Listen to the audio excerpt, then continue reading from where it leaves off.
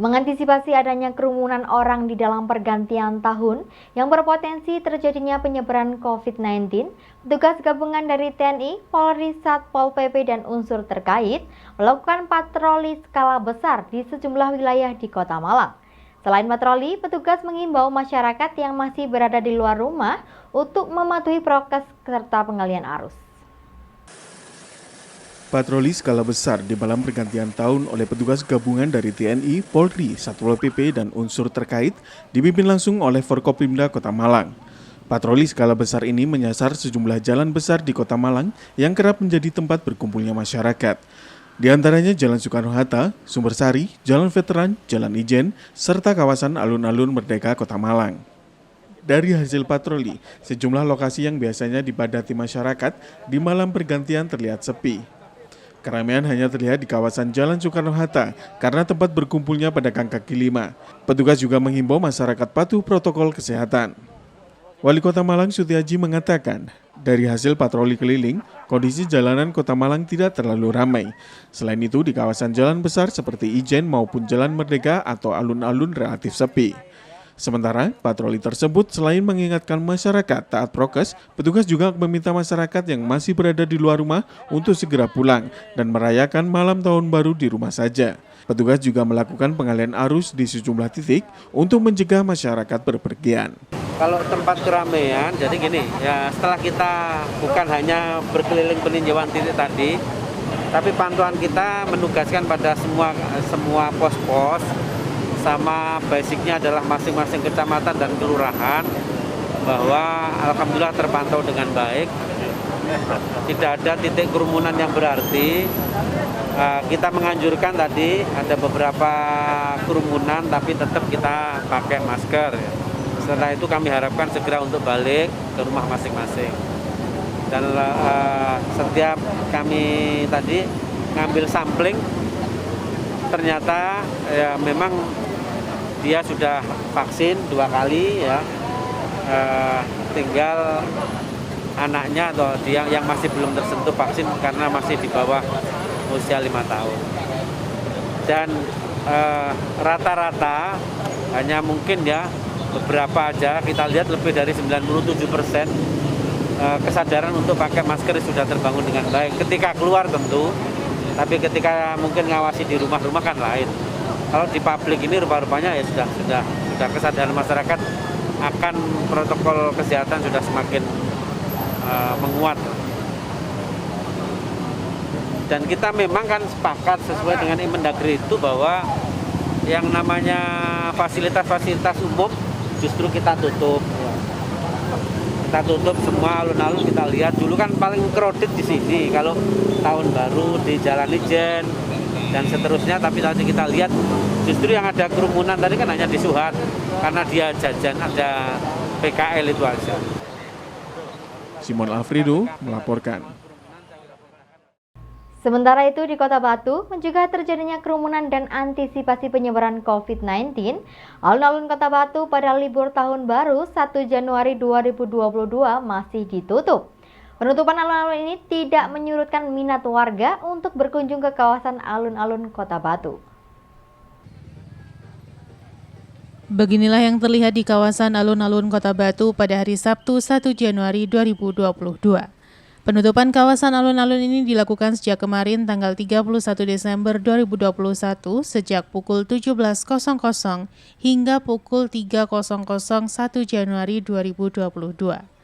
Penutupan alun-alun Kota Batu ini untuk mencegah kerumunan yang berpotensi menularkan COVID-19. Penutupan alun-alun Kota Batu masih berlangsung sampai pukul 10 pagi pada hari Sabtu 1 Januari 2022. Kondisi ini tidak menyurutkan minat warga masyarakat untuk mendatangi alun-alun Kota Batu. Hal ini terlihat dari ramainya kawasan alun-alun dan parkiran di seputaran alun-alun yang terlihat padat, baik oleh kendaraan roda 2 maupun roda 4. Menurut salah seorang petugas di alun-alun Kota Batu menjelaskan, setelah status PPKM level 2, kawasan alun-alun selalu ramai dan pengunjung yang masuk harus mengikuti protokol kesehatan. Di beberapa titik jalan seputaran alun-alun terlihat lengang kendaraan seperti di Jalan Gajah Mada dan titik jalan lainnya menuju kawasan alun-alun. Ada yang ditutup dan sebagian dibuka secara terbatas, sehingga alun-alun masih bisa dikunjungi warga untuk liburan, salah satunya menikmati dokar wisata. Masih tutup ya kawasan ini alun-alun ya? Betul, besok mulai jam 7 pagi itu udah operasi, udah masuk, tapi untuk protokol kesehatan itu tetap dilaksanakan. Ini mulai jam berapa ini kelihatan sudah mulai ramai lagi nih? Ya tiap hari udah ramai terus, tapi keadaan kondisi seperti ini kita jalankan tugas, tanggap, tanggon, terminas, teliti, sopan santun, senyum, sapa dan salam. Itu tugas di pintu itu saya. Itu parkir juga sudah ramai lagi Pak ya? Jangan dikatakan parkir ramai sekali. Betul sekali itu Bapak. Oh jadi baru besok baru buka Pak ya? Betul, besok baru buka. Soalnya pintu sebelah sana sudah mulai tutup lagi. Yang sebelah sana juga sudah mulai tutup. Tapi semenjak status level 2 ini sudah bagus Pak ya kondisinya? Bagus sekali. Bagus sekali. Untuk kawasan yang otomatis yang kita banggakan di Kota Batu itu satu-satunya spot Kota Batu, alun-alun Kota Wisata Batu. Itu nggak pernah sepi Pak ya sehari? Oh jadi sekarang alun-alun pasti ramai terus Pak ya? Iwan Hikmawan melaporkan. Menindaklanjuti surat edaran Kementerian Perhubungan nomor 112 tahun 2021 tentang syarat perjalanan di masa pandemi, PT KAI Daob 8 Surabaya mewajibkan semua penumpang yang menggunakan jasa transportasi kereta api selama masa angkutan Nataru wajib melakukan vaksinasi dan tes swab PCR dan antigen. Syarat perjalanan bagi penumpang kereta selama masa angkutan Nataru, yakni harus telah melakukan vaksin lengkap untuk orang dewasa dan vaksin minimal dosis 1 untuk anak usia 12 hingga 17 tahun. Selain syarat vaksinasi lengkap untuk orang dewasa dan vaksin dosis 1 untuk anak usia 12 hingga 17, PT KAI juga menerapkan penumpang wajib melakukan tes swab PCR 3 kali 24 jam atau tes swab antigen 1 kali 24 jam sebelum melakukan perjalanan. Sedangkan untuk anak usia di bawah 11 tahun, wajib melakukan PCR 3 kali 24 jam dan wajib didampingi orang tua selama perjalanan menggunakan jasa kereta api. Manajer Humas PT KAI Daob 8 Surabaya Lukman Arif mengatakan aturan yang diberlakukan bagi calon penumpang yang menggunakan transportasi kereta api ini merujuk pada surat edaran dari Kementerian Perhubungan nomor 112 tahun 2021 tentang orang melakukan perjalanan di masa Nataru, di mana penumpang sebelum berangkat wajib memenuhi persyaratan yang telah ditetapkan. Sementara selama masa angkutan Nataru yang berlangsung mulai 17 Desember hingga 4 Januari 2022 mendatang, PT KAI Daob 8 Surabaya juga membuat sejumlah posko di sejumlah stasiun di Daob 8 Surabaya untuk memantau penerapan protokol kesehatan selama angkutan Nataru agar sesuai standar yang ditetapkan pemerintah. Ya, sesuai dengan surat edaran Kementerian Perhubungan nomor 112 tentang syarat orang melakukan perjalanan dengan kereta api di masa angkutan Natal dan Tahun Baru ini, bahwa penumpang yang berusia 17 tahun ke atas diwajibkan sudah melaksanakan vaksinasi lengkap serta harus melaksanakan tes PCR yang pengambilan sampelnya 3 kali 24 jam atau melakukan tes antigen pengambilan sampelnya 1 kali 24 jam sebelum dia melakukan perjalanan. Sedang bagi penumpang yang berusia 12 sampai dengan 17 tahun diharuskan sudah melakukan vaksinasi minimal dosis pertama dan juga tes PCR atau dengan antigen yang pengambilan sampelnya sama dengan penumpang dewasa. Dan bagi anak yang berusia 12 tahun ke bawah diwajibkan untuk melakukan tes PCR yang pengambilan sampelnya 3 kali 24 jam serta wajib didampingi orang tua selama dia melakukan perjalanan.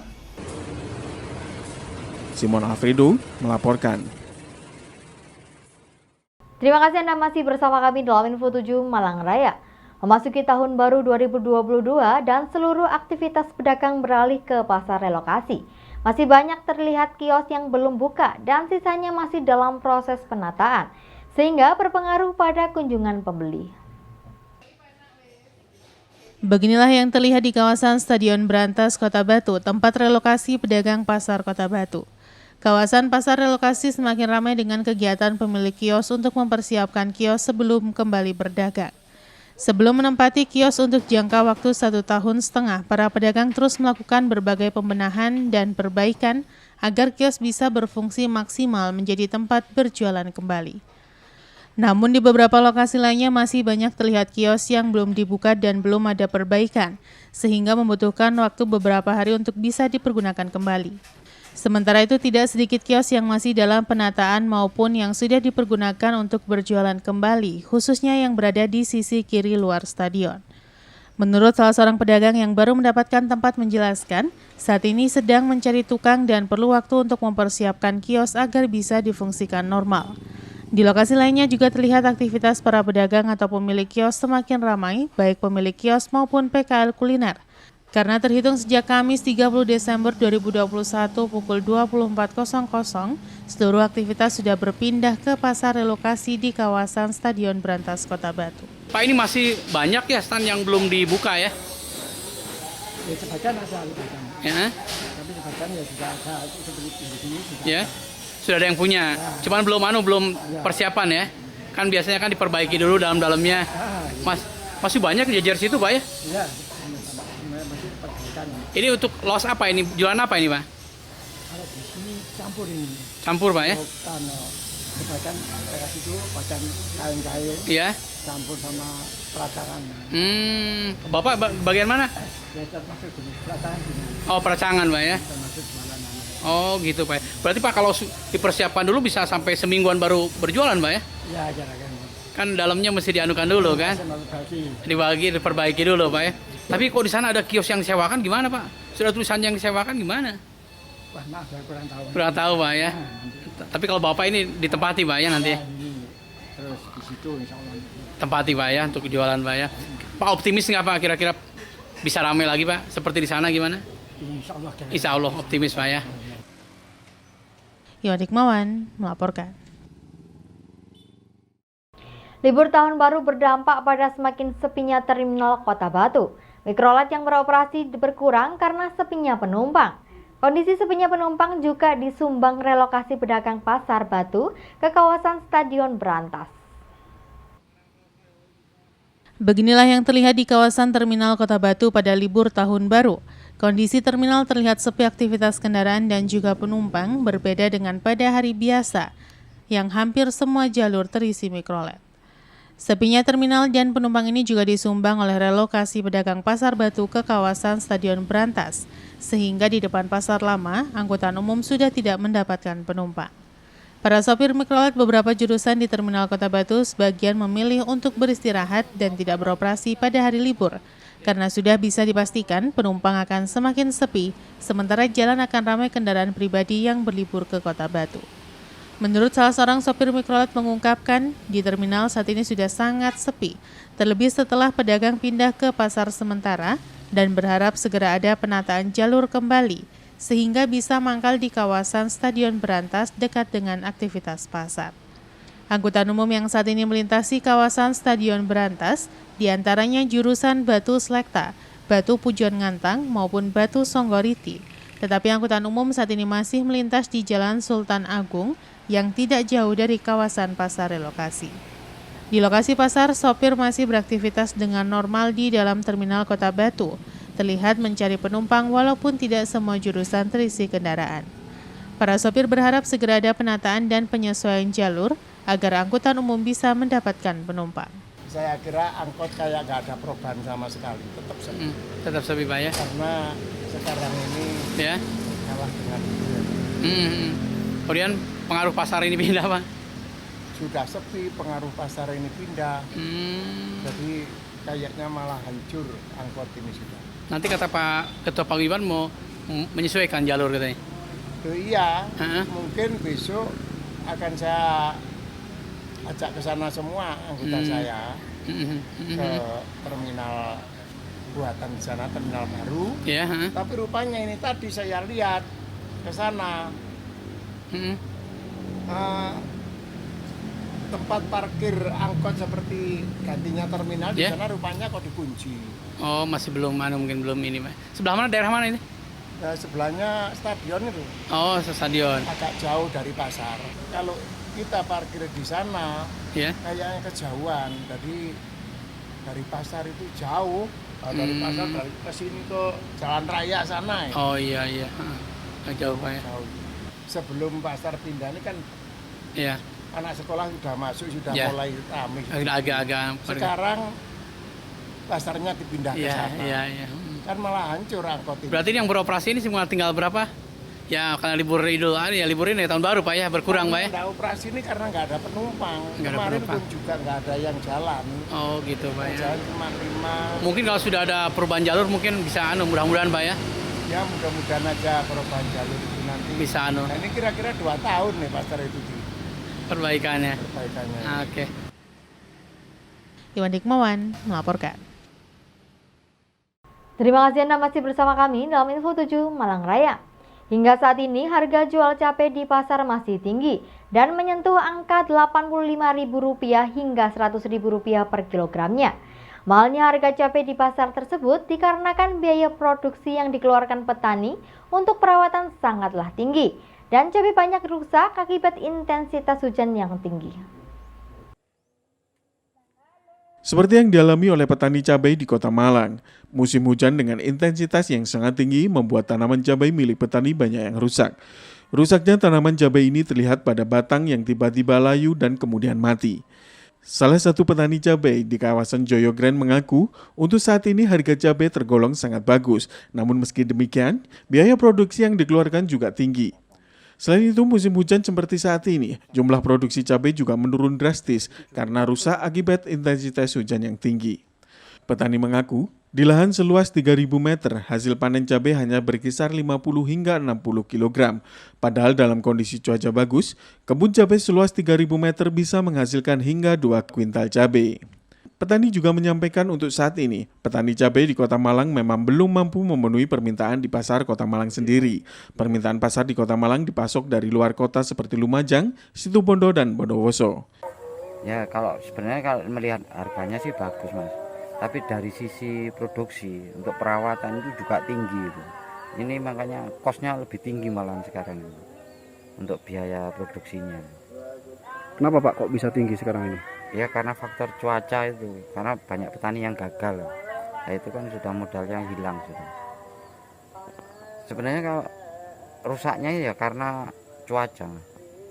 Kalau kita sudah berusaha dengan maksimal mungkin dengan biaya yang tinggi, tapi tetap nggak kuat karena curah hujan yang tinggi. Simon Alfredo melaporkan.